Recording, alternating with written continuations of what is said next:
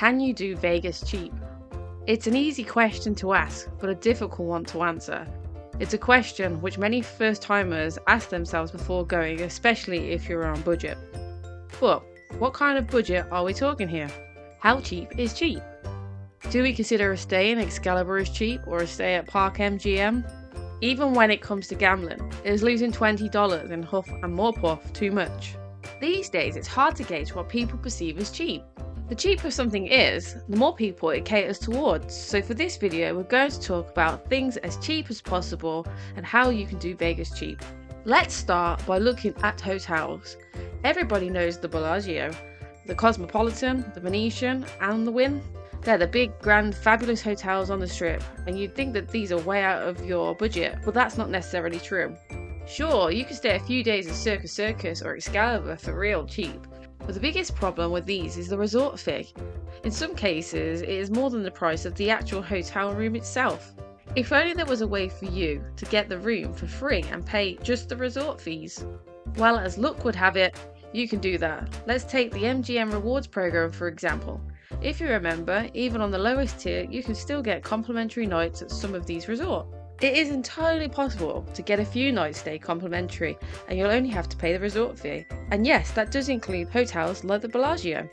So you could theoretically stay 3 nights in the Bellagio for about $150 total. Signing up for the rewards program is well worth it for the great room rates on its own. Next, let's talk about your gambling habits in Vegas. Whether you want to gamble in Vegas or not, you're always surrounded by the temptation to put your money in a slot and play. But if you can resist, obviously that's going to be Vegas cheap. But if you insist on giving the slots a go, a few things you should know. Not all slots are equal. Some slots will pay out more than others. Some slots are highly volatile and other slots just keep recycling your money. There's no secrets to slots really, you just put your money in, push the buttons and tap the screens. But what if I told you that you'd last longer on certain machines? You need to be on the lookout for slots where you don't need to max bet to win progressive jackpots. You can theoretically bet minimum and still win tens of thousands of dollars. Slots like Huff N More Puff or Dancing Drums give you this opportunity. Slots which also scale with their denominations are always worth a try too. Let's say max bet on pennies is $5, but the minimum bet on dimes is also $5. Theoretically, you'll win more playing on dimes as the jackpots have scaled from something like $10 to $100 just for the mini jackpot. Another benefit of playing slots is getting drinks from the cocktail waitress. She'll usually come round shouting, "Cocktails!" You should always say, "Yes please," and when she comes, tip her $3 to $5 per drink. It's certainly cheaper than going to the bar. Let's talk about food in Vegas. There are plenty of restaurants and fast food places on the strip. The restaurants that are attached to celebrity names are obviously going to be more expensive, and yes, they do taste better in some cases, but at times there's nothing wrong with giving a pass on Gordon Ramsay and going for an In-N-Out burger. The key here is always to be on the lookout for cheaper options and don't overindulge yourself. Do you really need the third taco? Do you really want to eat 4 hot dogs? Even a quick bite to eat in McDonald's isn't off the table here. While we're talking about food, let's talk about drinks. They're expensive on the Vegas Strip no matter where you go, except if you head to Target or Walmart off the strip. Your best option is going to get bottles of water, but not from the fake vendors you'll see on the pedestrian bridges. Don't buy from these people. Instead, head to CVS or Walgreens and get a couple of bottles of water from there. So you're staying in a nice room, you've gambled, and you're fed. But what else is there to do?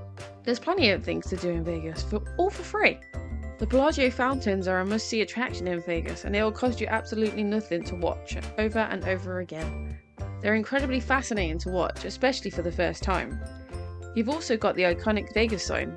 It's entirely possible to walk down there now, so no need to drive.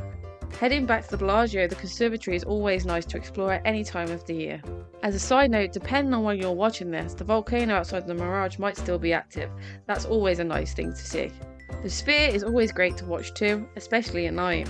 There's paid attractions too, like the Holy Roller or Top of the Strap. And if you're going to try some of these, there are some you should avoid. The Eiffel Tower, although it's a novelty, it is a bit overpriced for what it really is.